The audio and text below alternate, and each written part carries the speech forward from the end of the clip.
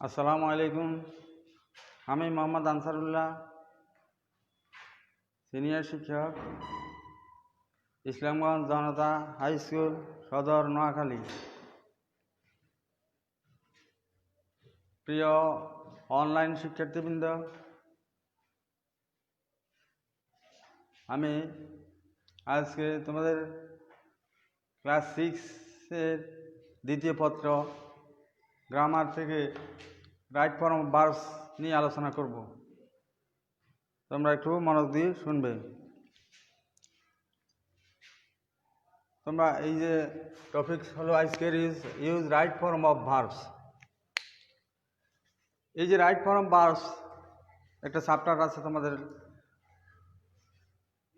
Right form verbs করতে হলে আসলে টেন্স সম্পর্কে তোমাদের ভালো ধারণা থাকতে হবে। টেন্সের বিভিন্ন ফর্ম। টেন্স তোমরা জানো, টেন্স 3 প্রকার। টেন্সের ফর্ম আবার 4টি করে আছে, প্রত্যেক টেন্সের 4টি করে ফর্ম আছে। এরপরে তোমাকে কিছু বয়স সম্পর্কে ধারণা থাকতে হবে, তখন তুমি রাইট ফর্ম ভার্বসগুলি ভালোভাবে বুঝবে বা করতে পারবা। তো আমি এটা টেন্স ভিত্তিক কিছু আলোচনা করব তোমাদেরকে আজকে, যেগুলি মোটামুটি সহজ। টেন্স তোমরা পড়ছো, টেন্সের নিয়ম অনুযায়ী কিছু সঠিক ফর্ম। রাইট মানে সঠিক, অর্থাৎ বাক্য দেওয়া থাকবে, বাক্যের ভিতরে একটা ভার্ব দেওয়া থাকবে, ওই ভার্বটার সঠিক ফর্ম ব্যবহার করতে হবে। কোন ফর্মে হবে ভার্বটা টেন্স অনুযায়ী, বা কোন টেন্সে হবে, টেন্স অনুযায়ী ভার্বটা কী হবে, সেই অনুযায়ী এই যে পরিবর্তন করতে হবে তোমাকে ভার্বটা। তো তোমরা একটু খেয়াল করো।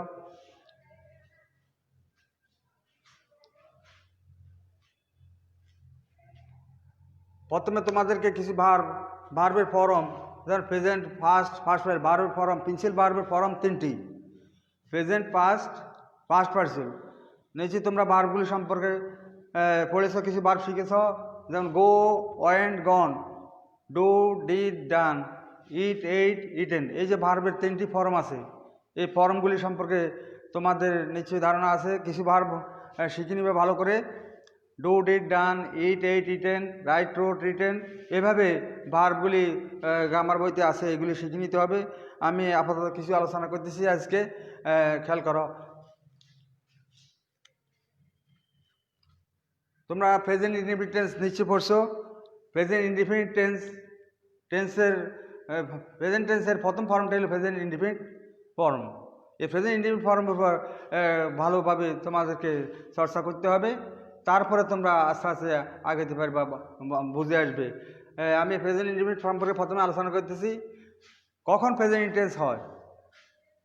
সাধারণত যে সমস্ত কাজ হয়ে থাকে, ঘটে, যেমন আমরা চিরন্তন কিছু বাক্য, সূর্য পূর্ব দিকে উঠে পশ্চিম অবস্থায়, তুমি বলছো আমি নিয়মিত লেখাপড়া করি, নিয়মিত স্কুলে যাই, আমরা ভাত খাই, গরু ঘাস খাই। এই যে আমরা দৈনন্দিন জীবনে যে কাজ করি বা করে থাকি, এগুলি আসলে প্রেজেন্ট ইনডিফিনিট। এই জাতীয় বাক্যগুলি ভালোভাবে প্র্যাকটিস করা দরকার। এবং এখানে কর্তা থার্ড পারসন সিঙ্গুলার হলে ভার্বের সাথে এস বাই এস যোগ করতে হবে। এই রুলটা আমরা টেন্স পড়াইতে গিয়ে পড়াইছি তোমাদেরকে, তোমরা নিশ্চয়ই তোমাদের জানা আছে, একটু লক্ষ্য করো। তাহলে এখন প্রেজেন্ট ইনডিফিনিট টেন্সে আমি প্রেজেন্ট ইনডিফিনিট টেন্স সম্পর্কে আলোচনা করতেছি তোমাদের প্রথমে। যেমন কিছু অ্যাডভার্ব ব্যবহার হয় এখানে, কিছু শব্দ দ্বারা তুমি এটা প্রেজেন্ট টেন্স চিনতে পারো।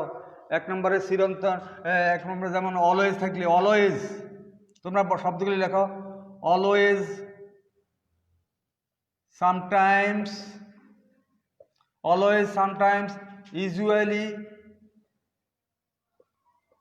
ইউজুয়ালি, অফেন, OFTN, অফেন, প্রায়, ইউজুয়ালি সচরাচর, সামটাইমস মাঝে মধ্যে, অলওয়েজ সর্বদা, এভরিডে প্রত্যহ। তোমরা শব্দগুলি লিখে নাও। Always, sometimes, usually, often, everyday. Regularly,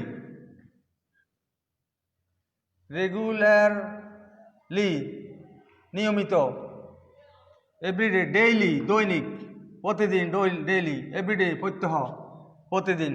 এই যে শব্দগুলো দেখছো কমন, এই শব্দগুলো। এরপর আরও আছে জেনারেলি, নর্মালি, ইউজুয়ালি, আমি বেশি দিচ্ছি না, তোমরা এই কয়েকটা শব্দ অন্ত লিখে রাখো। হ্যাঁ, এগুলি সাধারণত আমরা প্রেজেন্ট টেন্সে ব্যবহার করি, এগুলি সাধারণত প্রেজেন্ট টেন্সে ব্যবহার করি। এবার এই শব্দগুলো বাক্যে থাকলে, এগুলো বাক্যে থাকলে এইগুলি বাক্যের মধ্যে থাকলে, এগুলো বাক্যের মধ্যে থাকলে ভার্বটি প্রেজেন্ট ফর্মের হয়। বেশিরভাগ ভার্বটি সাধারণত প্রেজেন্ট ফর্ম হয়। ভার্বটি সাধারণত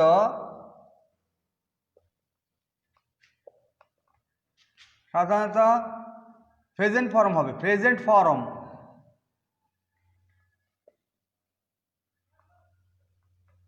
হবে। ভার্বটি সাধারণত প্রেজেন্ট ফর্ম হয়। লিখে নাও, always, sometimes, usually, often, everyday, regularly, daily, এগুলো বাক্যের মধ্যে থাকলে ভার্বটি প্রেজেন্ট ফর্মের হয়। এক্ষেত্রে এইগুলির সাবজেক্ট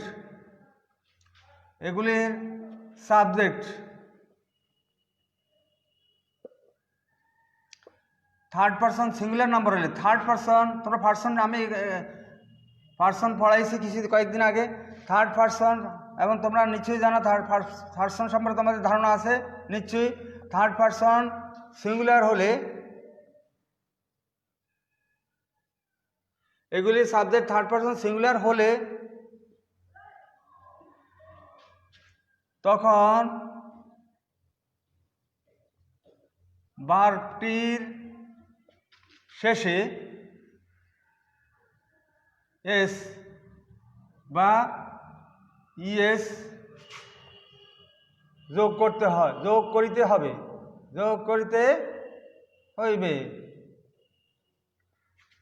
হ্যাঁ, এই জাতীয় বাক্যে যখন কর্তা থার্ড পারসন সিঙ্গুলার দেখবা, কর্তা থার্ড পারসন সিঙ্গুলার, সাবজেক্ট মানে কর্তা, থার্ড পারসন সিঙ্গুলার, তখন ভার্বের সাথে এস বা ইএস দিতে হবে, নাহলে বাক্যটি সঠিক হবে না, ভুল হবে। তাহলে আমাদের বাক্য সঠিক করতে হলে আমাদের কর্তার দিকে লক্ষ্য করতে হবে, কর্তা থার্ড পারসন সিঙ্গুলার কি না। যদি থার্ড পারসন সিঙ্গুলার হয় তখন ভার্বের সাথে এস বা ইএস দেবে। যদি কর্তা থার্ড পারসন সিঙ্গুলার না হয়, অন্য পারসনের হয়, তাহলে আমরা ভার্বের সাথে এস বা ইএস যোগ করতে পারবো না। আমি কয়েকটা উদাহরণ দিয়ে দেখাচ্ছি তোমাদেরকে, লক্ষ্য করো।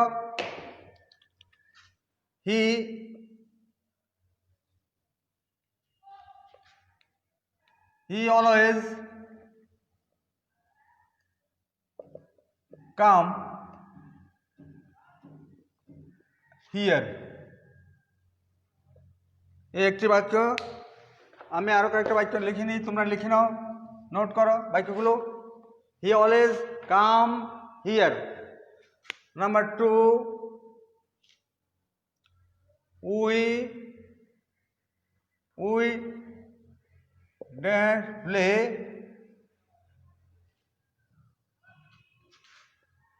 Football every day.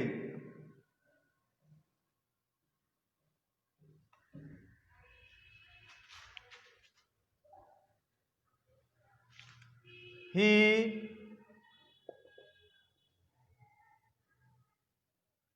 লক্ষ্য করো, ব্র্যাকেটে অনেক সময় ভার্বের পূর্বে টু থাকতে পারে।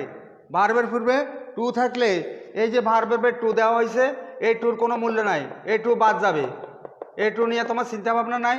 এইভাবে ভার্বের আগে টু থাকতে পারে, টু অ্যাভয়েড টু বাদ দিবা, টুর কোনো কাজ নাই।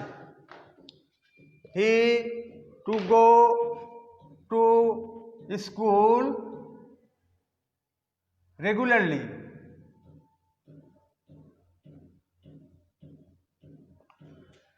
এখানে আমি 3টি বাক্য লিখলাম মাত্র। He always come here, we play football everyday, he to go to school regularly. এই যে ব্র্যাকেটের ভার্বের পূর্বে টু ব্যবহার করে, অনেক সময় থাকতেও পারে, নাও থাকতে পারে। টু থাকলে কোনো, এই যে টু দিলাম, টুর কোনো মূল্য নাই, টু বাদ যাবে, এই টুরটা কোনো ব্যবহার হবে না, টুর ব্যবহার হবে না। দেখো, আসলে এই ভার্বগুলি প্রেজেন্ট টেন্স ইঙ্গিত করতেছে। এখানে রেগুলারলি আছে, এভরিডে আছে, অলওয়েজ আছে, তাহলে এই শব্দগুলি, এই অ্যাডভার্বগুলি, এগুলি অ্যাডভার্ব বলা হয়। এই অ্যাডভার্বগুলো থাকলে বাক্য বেশিরভাগই এটা আমরা প্রেজেন্ট টেন্সের বাক্য মনে করব, করিনি, ধরিনি। তো এখন আসো ভার্বটা কি হবে? কাম। এখানে কাম, প্লে, গো। এটার উত্তর তোমরা নিচে ইতিমধ্যে খেয়াল করছো, দেখো এই যে এখানে কর্তা থার্ড পারসন সিঙ্গুলার, আর এর প্রেজেন্ট টেন্সের বাক্য ভার্বটা প্রেজেন্ট ফর্ম হবে, কর্তা থার্ড পারসন সিঙ্গুলার, এই জন্য ভার্বের সাথে এস বাই এস দিতে হবে। তাহলে উত্তরটা হবে কি? হি অলওয়েজ কামকে কামস করবা, কামস, একটি এস যোগ করো, কামস হিয়ার। ব্যাস, বাক্যটি হয়ে গেল সঠিক। কাম থেকে কামস হলো, কামস থেকে কামস হলো। কেন এস দিলাম? এখানে কর্তাটা subject third person singular, third person he, she, it, যে কোনো একজন ব্যক্তি হলে এটাকে আমরা থার্ড পারসন সিঙ্গুলার বলবো, তখন ভার্বের সাথে এস বাই এস হবে। নিশ্চয়ই বুঝতে পেরেছ কেন এস দিলাম। দ্বিতীয় বাক্যটি দেখো, উই প্লে ফুটবল এভরিডে, প্রতিদিন আমরা বল খেলি, প্রতিদিন আমরা বল খেলি। এই যে প্রতিদিনের কাজ করি, করে থাকি, এগুলি প্রেজেন্ট ইনডিফিনিট টেন্স। এখানে ভার্ব প্রেজেন্ট ফর্ম হবে, আর কর্তা থার্ড পারসন সিঙ্গুলারের ভার্বের সাথে এস বাই এস হবে। এখন এই বাক্যটি কি হয়? উই প্লে, এখানে কি এস দিবা? হ্যাঁ, অনেকে চিন্তা করতে মনে হয় এখানে এস হবে, যেহেতু এখানে এস দিছি, স্যার এখানে যখন এস দিছি এখানে এস দিবে না। এখানে কর্তাটা থার্ড পারসন সিঙ্গুলার নয়, এটা ফার্স্ট পারসন। এটা কোন person? First person. I, we আমরা পড়ছি ফার্স্ট পারসন। ফার্স্ট পারসনের ক্ষেত্রে ভার্বের সাথে এস বাই এস হবে না। তাহলে আমাদের প্লে ঠিক থাকবে, বলবো উই প্লে, বা আমরা লিখি উই প্লে ফুটবল এভরিডে। বাক্যটি ভার্ব যেভাবে আছে সেভাবে থাকবে, কোনো পরিবর্তন হচ্ছে না। We play football everyday. এখানে কেন এস দিলাম? এখানে কর্তা থার্ড পারসন সিঙ্গুলার, আর এখানে কর্তা থার্ড পারসন সিঙ্গুলার নয়, থার্ড পারসন নয়, এটা ফার্স্ট পারসন। ফার্স্ট পারসনের কর্তা হলে ভার্বের সাথে এস বাই এস হয় না, ভার্বের সাথে এস বাই এস দেওয়া হবে না, দিলে ভুল, দিলে ভুল। আর যেখানে কর্তা থার্ড পারসন সিঙ্গুলার সেখানে এস বাই এস না দিলে ভুল। তৃতীয় বাক্যটি লক্ষ্য করো, he to go to school regularly. Regular শব্দার্থ নিয়মিত, রেগুলারি শব্দার্থ কি? নিয়মিত। লক্ষ্য করো, এটাও প্রেজেন্ট টেন্স, কিন্তু এখানে গো দেওয়া হবে কি না, বা গো এস বাই এস হবে কি না। এই যে কর্তার দিকে লক্ষ্য করো, হি থার্ড পারসন সিঙ্গুলার, যার কারণে এখানেও ভার্বের সাথে এস বাই এস দিতে হবে। হি, সি, ইট, কামাল, জামাল, যে কোনো নাম, দি বয়, দি গার্ল, দি কাউ, এই যে সিঙ্গুলার, যখন কর্তা থার্ড পারসন সিঙ্গুলার হবে তখন তোমরা সবসময় ভার্বের সাথে এস বাই এস যোগ করতে হবে। তো গো, গো ভার্বের সাথে আমরা এস হবে না ইয়েস হবে, সেটারও একটা সূত্র আছে, যে ভার্বের সাথে ও থাকে সেখানে ইয়েস যোগ হয়। এটা এস বাই এসের একটা নিয়ম আছে, আমি ওই নিয়মটা তোমাদেরকে লিখে দিচ্ছি। দেখো, এটা প্রেজেন্ট ইনডিফিনিট টেন্স পড়াইতে গেলে আমরা পড়াই, তো আমি এখন রাইট ফর্ম বার্স করতেছি, তা এখানেও টেন্স এসে যাচ্ছে। দেখো, হি গো হবে না, হবে গোজ, জিও ইএস। খেয়াল করো, গোর সাথে ইএস যোগ হয়। গোজ টু স্কুল রেগুলারলি, সে নিয়মিত স্কুলে যায়। এই যে প্রেজেন্ট টেন্স সিনারি রেগুলারলি অ্যাডভার্বগুলি থাকবো, অলওয়েজ, সামটাইমস, এগুলি থাকলে তোমরা ভার্বটি প্রেজেন্ট ফর্ম রাখবা, ঠিক রাখবা। আর কর্তা থার্ড পারসন সিঙ্গুলার হলে তখন এস বাই এস যুক্ত করবা।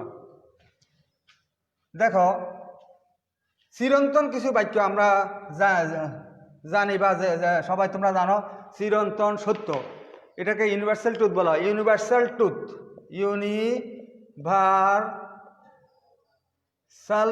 ট্রুথ, চিরন্তন সত্য, ইউনিভার্সাল ট্রুথ। চিরন্তন সত্য কোনগুলো বাক্য? যেমন দেখো, সূর্য পূর্ব দিকে উদিত হয়, সূর্য পশ্চিম দিকে অস্ত যায়, পৃথিবীটা সূর্যের চারিদিকে ঘুরে। হ্যাঁ, এই বাক্যগুলি চিরন্তন সত্য, এগুলি ইংলিশে ইউনিভার্সাল ট্রুথ বলা হয়। যেমন সূর্য পূর্ব দিকে ঘুরে, পৃথিবী সূর্যের চারিদিকে ঘুরে, এই যে সব সময় এটা হয়ে আসছে, এটা চিরন্তন, এর কোনো ব্যতিক্রম নাই। এই বাক্যগুলি আমরা প্রেজেন্ট টেন্স যদি প্রিন্সিপাল ভার্ব হয় তখন আমরা এই প্রিন্সিপাল ভার্বের সাথে এস বাই এস যোগ করতে হবে। দেখো, আমি বাক্য দু একটি উদাহরণ দিচ্ছি তোমাদের, লক্ষ্য করো। ইউনিভার্সাল ট্রুথ, চিরন্তন সত্য যে বাক্যগুলো, সেগুলো প্রেজেন্ট ইনডিফিনিট টেন্স হয়। এবং ভার্বের সাথে এস বাই এস যোগ করতে হবে। দেখো দি আর্থ, পৃথিবী ইংলিশ কি তোমরা নিশ্চয়ই জানো, দি আর্থ পৃথিবী। এখানে আর্টিকেল সম্পর্কে আর্থের আগে শুনতে থাকলে দি হবে। দি আর্থ ব্র্যাকেট দিলাম মুভ, ভার্বটি হবে মুভ। মুভ মানে ঘুরে, মুভ মানে কি ঘুরে, পৃথিবী ঘুরে কিসের, দি আর্থ মুভ রাউন্ড দ্য সান। আমরা আর্টিকেল ফলে থেকে সূর্য, পৃথিবী, চন্দ্র এগুলি আগে দিই বসে, যেমন দি সান, দি আর্থ।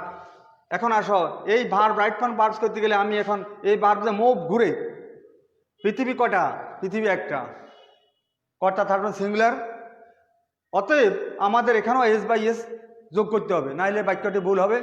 দেখো মুভ থেকে মুভস হবে, ব্যাস সহজ কথায়। দি আর্থ মুভস, দি আর্থ মুভস লিখি না, the earth moves round the sun. এটা একটা চিরপরিচিত বাক্য, তোমাদের কাছে সহজ নিশ্চয়ই মনে হবে সহজ। মুভ মানে ঘুরে, রাউন্ড দি সান মানে সূর্যের চারদিক, রাউন্ড মানে চারদিক, চতুর্দিক রাউন্ড। এরপরে দেখো আরেকটা বাক্য লিখিনি, দি সান সূর্য, সূর্য ইংরেজি সান, কিন্তু দি ব্যবহার করতে হবে, কারণ সূর্যের আগে দি বেশে, শুধু সান বলা হবে না। The sun rise, R I S E rise, R I S E. এ রাইজ মানে কি উঠা, সূর্য উঠে কোন দিকে, পূর্ব দিকে না পশ্চিম দিকে, নিশ্চয় পূর্ব দিকে। কেমন, the sun rise in the east, in the east, in the east, east east পূর্ব দিক। এই দিকের আগেও দি বসে। আমরা আর্টিকেল পড়াইতে গেলে বলি চারটে দিক, পূর্ব, পশ্চিম, উত্তর, দক্ষিণ। এই যে ইস্ট, ওয়েস্ট, নর্থ, সাউথ, এদের আগে দি বসে। তাহলে পূর্ব দিকে ইংলিশ ইন দি ইস্ট, সূর্য হলো দি সান, উঠে হলো রাইজ। তাহলে হলো না, বাক্যটা শুদ্ধ হয় না কেন? বাক্য শুদ্ধ করতে গেলে এই যে কর্তা থাকবেন সিঙ্গুলার, এই জন্য এই ভার্বের সাথে এস বা ইএস দিতে হয়। তো যেখানে ই আছে শুধু এস যোগ করলে হবে। তাহলে হবে দি সান, দি সান রাইজেস, রাইজ থেকে রাইজেস ইন দ্য ইস্ট, সঠিক ফর্ম হবে রাইজেস।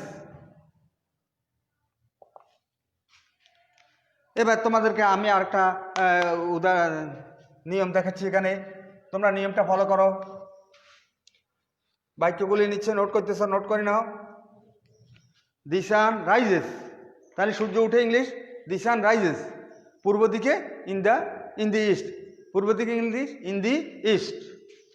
এখন অনেক সময় তোমরা দেখতে পাইবা এই ভার্বের সাথে একটা নট যুক্ত থাকে, নট, তখন তুমি কি করবা খেয়াল করো। আমি এই বাক্যটায় এরকম একটা বাক্য আবার সাজাচ্ছি,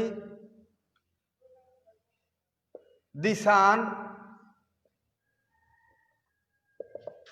এখানে নট, রাইজ দিলাম, আবার দেখো রাইজ ইন দি ওয়েস্ট।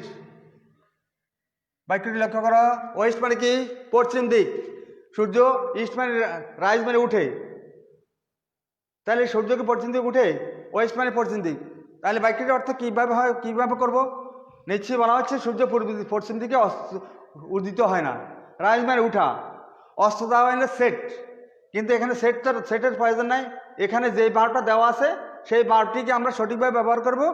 আমাদের আজকে চ্যাপ্টারটা হলো সঠিক ভার্বের সঠিক ফর্ম ব্যবহার করা। এখন নট যুক্ত আছে, এই যখন ভার্বের সাথে নট যুক্ত থাকবে তখন বাক্যটি যদি প্রেজেন্ট ইনডিফিনিট টেন্সের হয় তোমাকে do not does not use করতে হবে। ডু নট, এই নটের সাথে ডু নট বা ডাজ নট হবে, ভার্বটি ঠিক থাকবে। আবার বলি, এটা প্রেজেন্ট টেন্সের বাক্য নিশ্চয়ই চিরন্তন, আর এখানে ডু নট ডাজ নট দিতে হবে। আর যেহেতু বাক্য কর্তা থার্ড পারসন সিঙ্গুলার, এই জন্য ডু নট হবে না, ডাজ নট হবে। ডু নট না হয়ে ডাজ নট হয়, কর্তা থার্ড পারসন সিঙ্গুলার হয়ে ডু নট হয় না, কি ব্যবহার করব? Does not. তাহলে নট থাকলে তুমি ডাজ নট ধরে নাও। এখানে দি সান, সূর্য, ডাজ নট রাইজ, ভার্বটি ঠিক থাকবে, ভার্বটি ঠিক থাকবে। ডাজ নট থার্ড পারসন সিঙ্গুলারের জন্য ডাজ নট ব্যবহার করতে হয়। The sun does not rise in the west, in the west. অর্থ কি দাঁড়ায়? সূর্য পশ্চিম দিকে উদিত হয় না, সূর্য পশ্চিম দিকে অস্ত যায়, উদিত হয় না। তাহলে এই নট দ্বারা নেগেটিভ বাক্য বুঝেছে, নেগেটিভ ফর্ম বুঝেছে। এই যে নেগেটিভ ফর্ম করতে হলে প্রেজেন্ট ইনডিফিনিট টেন্সের বাক্যকে নেগেটিভ করতে হলে ডু নট ডাজ নট ব্যবহার করতে হবে, ডু নট ডাজ নট ব্যবহার করতে হয়।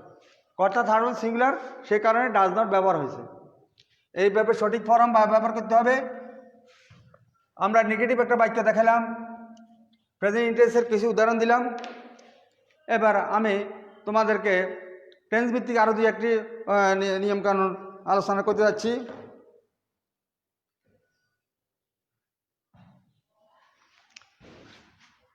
দেখো আরেকটা রুল লিখিল, তোমরা একটা রুল লেখো।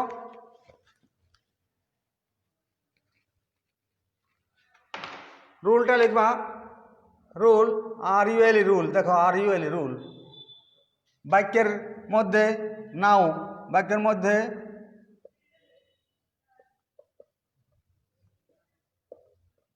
নাও,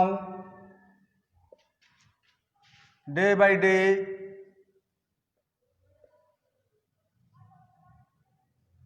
day by day, in this moment, in this moment, moment at in this moment, at this moment, at present, বর্তমানে, এখন বুঝেছে। এই শব্দগুলি আসলে এই যখন বাক্য নাও থাকবে, নাওর আগে যা অন্য কিছু থাকলে হবে না, শুধু নাও, শুধু নাও থাকলে, ডে বাই ডে থাকলে, ডে বাই ডে অর্থাৎ দিন দিন, দিন দিন একটা ফ্রেজ, ইন দিস মোমেন্ট এই মুহূর্তে, অ্যাট প্রেজেন্ট এই সময় বা এখন, অর্থাৎ এই এই শব্দগুলো এখন মেন করতেছে, একটা কাজ এখন হচ্ছে, এখন হচ্ছে। তো একটা কাজ এখন হচ্ছে বা হইতেছে, এটা আমরা টেন্সের কোন ফর্ম পড়ছি? হ্যাঁ, তোমরা মনে করো এটা প্রেজেন্ট কন্টিনিউয়াস টেন্স হবে। এটা কোন টেন্স? তাইলে এই শব্দগুলো যদি বাক্যের মধ্যে দেখো, তখন এটাকে প্রেজেন্ট কন্টিনিউয়াস মনে করতে হবে। আর প্রেজেন্ট কন্টিনিউয়াসের বাক্যকে কিভাবে আমরা সাজাবো? সাবজেক্টের পর টু বি ভার্ব বসাতে হবে, এম ইজ আর, এবং ভার্বটাকে আইএন যুক্ত করতে হবে। তাহলে এগুলি থাকলে লেখো, এগুলি থাকলে subject plus to be verb, subject plus to be verb. এই to be verb note am is are, to be verb পাঁচটা আছে, এখানে তিনটা হবে। ফার্স্ট টেন্স হলে ওয়াজ আর থাকবে, এম ইজ আর, ওয়াজ আর এখানে হবে না, যেহেতু এটা প্রেজেন্ট কন্টিনিউয়াস টেন্স হবে। Subject plus to be verb plus am is are. ও এগুলি থাকলে কী হবে? এগুলি থাকলে প্রেজেন্ট কন্টিনিউয়াস হয়, এগুলি থাকলে প্রেজেন্ট কন্টিনিউয়াস ধরবা। আর বাক্যটির স্ট্রাকচার লিখে নাও, subject plus to be verb am is are plus মূল ভার্ব, প্লাস মূল ভার্ব, মূল ভার্ব প্লাস আইএনজি, প্লাস বাকিগুলো লিখে দিবা। তোমাকে সঠিকভাবে ভার্ব ব্যবহার করতে হলে ওই ভার্বটা আইএন যুক্ত করবা, ব্র্যাকেটের ভার্বটি আইএন যুক্ত হবে, তার আগে এমিজা দিতে হবে। যেমন দেখো, লক্ষ্য করো, ইট ড্যাশ রেইন। দেখো আমি একটা টু রেখলাম, টু রেইন নাও। এই যে নাও এখন, কিন্তু নাও সাথে আবার জাস্ট নাও হয়, জাস্ট নাও হলে আরেকটি ফর্মে চলে যাবে, আমি সেটাও আলোচনা করব। শুধু নাও থাকতে, জাস্ট নাও না। খেয়াল করো, নাও সাথে জাস্ট হলে ভিন্ন একটা ফর্ম হবে, প্রেজেন্ট পারফেক্ট হবে। তো এখানে এখন বৃষ্টি হচ্ছে বুঝেছে, এখন বৃষ্টি, রেইন মানে বৃষ্টি হওয়া, রেইন অর্থ কি? বৃষ্টি হওয়া, rain, R A I N rain, R A I N rain অর্থ বৃষ্টি হওয়া, মানে এখন বৃষ্টি হচ্ছে, হইতেছে। তাহলে এখানে আমরা ভার্বের সাথে আইএন যোগ করতে হবে, আর একটা টু বি ভার্ব ব্যবহার করতে হবে। টু বি ভার্ব না দিলে হবে না, শুধু আইএন যোগ করলে হয় না। কিভাবে? এই ইজ দিলাম, it is, it third person singular, তার সাথে ইজ হবে, আর রেইনের সাথে আইএন যোগ করো, তাহলে it is raining now.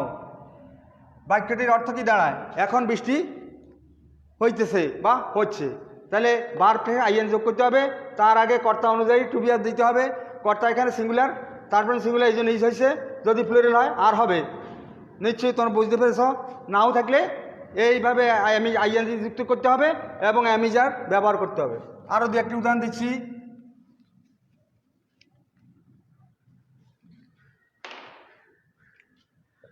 The price, লেখো the price of rice ব্র্যাকেটে দাও একটি ইনক্রিজ INCREASE ইনক্রিজ, এটা ইনক্রিজ মানে বৃদ্ধি পাওয়া, increase INCREASE increase, the price of rice increase day by day, day by day, দিন দিন। বাক্যটির অর্থ এইরকমই হবে, দিন দিন চাউলের দাম বৃদ্ধি পাচ্ছে, দিন দিন চাউলের দাম বৃদ্ধি পাচ্ছে, দ্রব্যমূল্যের দাম দিন দিন বাড়ছে। তাই আমরা এখানে বাক্যটি ব্যবহার করতে ডে বাই ডে। এখন ডে বাই ডেতে আমার ভার বলে ইনক্রিজ, ভারটা কি ইনক্রিজ বৃদ্ধি পাওয়া। এখন এইটার সাথে তুমি আইএন যোগ করতে হবে আর এমিজার দিতে হবে, টু বিভার না দিলে হবে না। তাহলে ডে বাই ডে থাকাতে এটা ভার আইন যুক্ত হয়েছে। এটা কন্টিনিউয়াস ফর্মের উদাহরণগুলি দিচ্ছি। তো কন্টিনিউয়াস ফর্ম চিনতে হলে এগুলি থাকবে অবশ্যই, এগুলি থাকলে অন্য ফর্মে যাবে না। তাহলে দি প্রাইস অফ রাইস এটার সিঙ্গুলার দ্বারা হবে, এটা আনকাউন্টেবল নাউন। আনকাউন্টেবল নাউন যে নাউনগুলি গণনা করা যায় না তাকে বলে আনকাউন্টেবল নাউন, এবং আনকাউন্টেবল নাউন বাক্যের কর্তা হলে সেখানে ভার্বটি সিঙ্গুলার হবে, ভার্বটি সিঙ্গুলার হবে। তাহলে ইজ না হয় আর হবে না, এখানে ইজি হবে। তো লিখে নাও, the price, the price, the price of rice is, এই টু বি ভার্ব নিলাম ইজ, এরপর ইনক্রিজের সাথে কি যোগ করো ING, INCREASE। দেখো এই যে ভার্বের সাথে একটা ই থাকে, ই থাকলে আইএন যোগ দিলে ই উঠে যাব। এখন তুমি ING দিয়া ING দিলে হবে না, বাইকটা সব জায়গায় ভুল হবে। তাহলে এখানে একটা রুল আসছে, যে ভার্বের সাথে একটি মাত্র ই থাকে, দেখো একটি মাত্র ই আছে না, আছে। যখন আমি এখানে ING যোগ করুম তখন এইটা বাদ যাবে, এইটা লেখা যাবে না। তাহলে হবে ইনক্রিজিং, ই উঠে গেল। তাহলে the price of rice is increasing day by day, সঠিক ফর্ম হয়ে গেল। তাহলে এখানে আমরা একটা রুল পাইলাম যে IN যোগ করতে হলে কোনো ভার্বের শেষে যদি একটি মাত্র ই থাকে, একটি মাত্র ই হলে INGর ক্ষেত্রে IN যোগ করতে হলে ওই ইটা উঠে যাবে। যেমন কাম, দেখো কাম, এই একটি মাত্র ই আছে, যখন আমি IN যোগ করুম, IN যোগ করতে দিলে আর ই হবে না, কামিং। এভাবে লিভ, লিভ যোগ ING, প্রত্যেক জায়গায় একটা একটা রুল কাজ করে। এই একটি মাত্র ই আছে না নাই, তাহলে লিভিং লিখতে ই হবে না, ই দিলে তোমার বাইক শব্দটি ভুল হবে, বানান ভুল হবে, বানান ভুল হবে। তাইলে আমরা এখানে বানানের ব্যাপারে একটা রুল পাইলাম কন্টিনিউয়াস ফর্মের তৈরি করতে গেলে।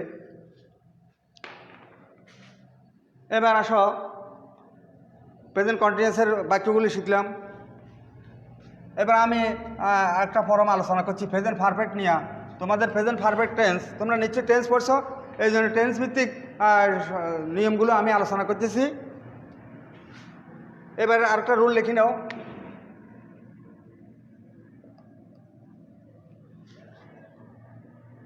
বাক্যের মধ্যে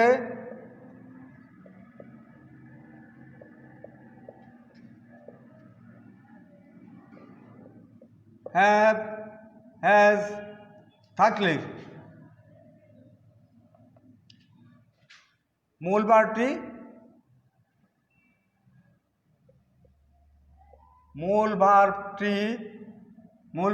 ফার্স্ট পার্টিসিপল হবে, মূল ভার্বটির ফার্স্ট পার্টিসিপল হবে।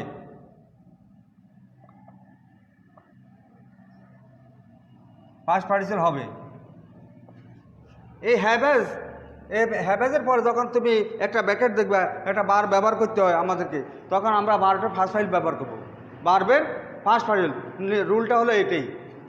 তো এখন আমরা আমাদের অনেক ছাত্রছাত্রী তোমরা এই ভার্ব ফর্মগুলি শিখতেছো না। আসলে ভার্ব ফর্মগুলি খুবই গুরুত্বপূর্ণ। তিনটা ফর্ম, আমরা তিনটা ফর্ম, আবার কখনো কখনো 5টি ফর্মও বলে থাকি। মেন 3টি ফর্ম তোমাদের গ্রামারে লেখা আছে, এগুলি ভালো করে শিখে নিবা, চর্চা করতে হবে। প্রত্যেকটি ক্লাসে প্রত্যেক ক্ষেত্রে ইংরেজির বাক্য তৈরি করতে হলে এই ভার্বের ফর্মগুলি ছাড়া আমাদের ইংরেজি বাক্য অচল, চলবে না। তাই এইগুলি ভালোভাবে প্র্যাকটিস করতে হবে, শিখে নিতে হবে। একবারে ঠোঁটস্থ যাকে বলা হয়, ঠোঁটস্থ কীভাবে দেখো, মূল ভার্বের ফার্স্ট হইল হ্যাভেজের পর মূল ভার্বের ফার্স্ট হইল। দেখো হি হ্যাজ ডু, টু ডু। আমি আগে বলছি টুর কোনো মূল্য নাই, টু এটা ফাও বাদ যাবে, দি ওয়ার্ক। তাহলে এই হ্যাভ হ্যাজ আমরা শিখছি, হ্যাভ হ্যাজের পর ভার্বটি ফার্স্ট ফাইল, এই যে ভার্বটি থাকবে হ্যাভ হ্যাজের পর ভার্বটি ফার্স্ট ফাইল হবে দে হ্যাভ প্লে ফুটবল। এখানে দেখো হ্যাভ হ্যাজের পর ভার্ব ফার্স্ট ফাইল হয়, নিশ্চয়ই বুঝতে পেরেছো। হ্যাভ হ্যাজের পর ভার্ব এটা ফার্স্ট ফাইল বানাবে। এখন ভার্বের ফর্ম না শিখলে তুমি বাক্যটি মিলাতে পারবে না। তাহলে দে হ্যাভ প্লেড হবে, দে হ্যাভ প্লেড। এখানে he has done, he has do did done, ডুর ফার্স্ট ফাইল ডান। বাক্যটি হবে সঠিক ফর্ম হবে he has done, he has done the work. Do did done ভার্বের ফার্স্ট ফাইল। আবার এখানে প্লেড থেকে প্লেড, দে হ্যাভ প্লেড। হ্যাঁ, প্লেড থেকে প্লেড ইট যোগ করো, প্লেড ফুটবল। এগুলি ভার্বের ফর্মগুলি শিখে নিতে হবে, না হলে তোমরা উপরে ক্লাসে গেলে সমস্যা পড়ে যাবে। তোমরা এই ভার্বগুলি শিখে নাও। They have played football, they have played football. এখন লকডাউনের সময় তো কাজ করো, এখন তো স্কুল নাই, তোমরা এই ভার্বগুলি শিখে নিতে পারো। একবার ইজিলি ভার্বগুলি শিখতেই হবে, ভালোভাবে শিখলে তোমার কাজে লাগাতে পারবা, পরবর্তী ক্লাসে গেলে তুমি কাজ করতে পারবা। তাহলে প্লের ফাসল প্লেড, ডুর ফাসল ডান, গোর ফাসল গন, এভাবে বাক্য শেষ করতে হবে। আরেকটি রুল লিখে নাও। রুল, বাক্যের মধ্যে just, already, just already, just now. এই দেখো নাওর পূর্বে জাস্ট আছে, এই জাস্ট নাও, ইয়েট, ইয়েট মানে এখনো, already, yet, just, recently, recently শব্দ সম্প্রতি, এই কিছুক্ষণ আগে বা কিছুদিন আগে একটা ঘটনা ঘটছে, একটা কাজ হয়েছে, তাহলে বলে রিসেন্টলি, সম্প্রতি। যেমন একটা দুর্ঘটনা ঘটছে, একটা ভালো হয়েছে, কাজ হয়েছে, কারো বিয়ে শাদী হয়েছে সম্প্রতি কয়েকদিন পূর্বে, তাকে আমরা ইংলিশে রিসেন্টলি বলবো। রিসেন্টলি মানে সম্প্রতি।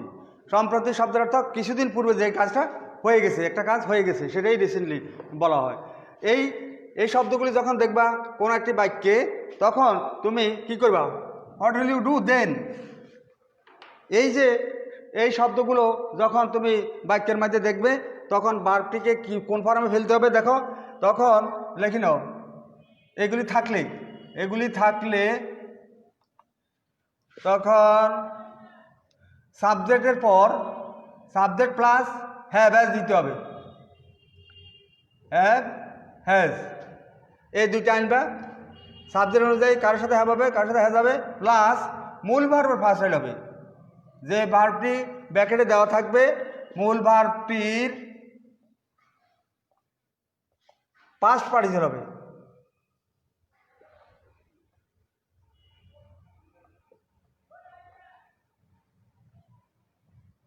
তাহলে দেখছো ভার্বের ফার্স্ট ফাইল শিখা কত জরুরি, কত প্রয়োজন। প্রত্যেকটা ফর্ম জরুরি। তোমাকে ভার্বের ফর্মগুলি ভালোভাবে শিখতে হবে। আমি রুলটা আবার বলছি, বাক্যের মধ্যে just, already, just now, yet, recently. Yet মানে তো এখনও, রিসেন্টলি সম্প্রতি থাকলে আমরা হ্যাভ হ্যাজ ব্যবহার করব। হ্যাভ হ্যাজ কী ব্যবহার করতে হবে, হ্যাভ হ্যাজ। আর ভার্বটির মূল ভার্বটির ফার্স্ট ফাইল হবে, আমি দুই একটা উদাহরণ দিচ্ছি।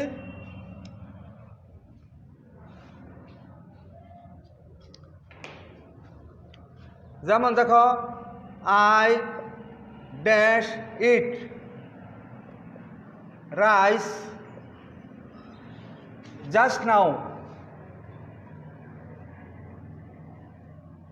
জাস্ট নাও শব্দের অর্থ এই মাত্র। তো আমরা রুলটা শিখলাম কি, জাস্ট না থাকলে এই যে কর্তার পরে হ্যাভ হ্যাজ দিতে হবে, আর এই ভার্বটির ফার্স্ট ফাইল করতে হবে।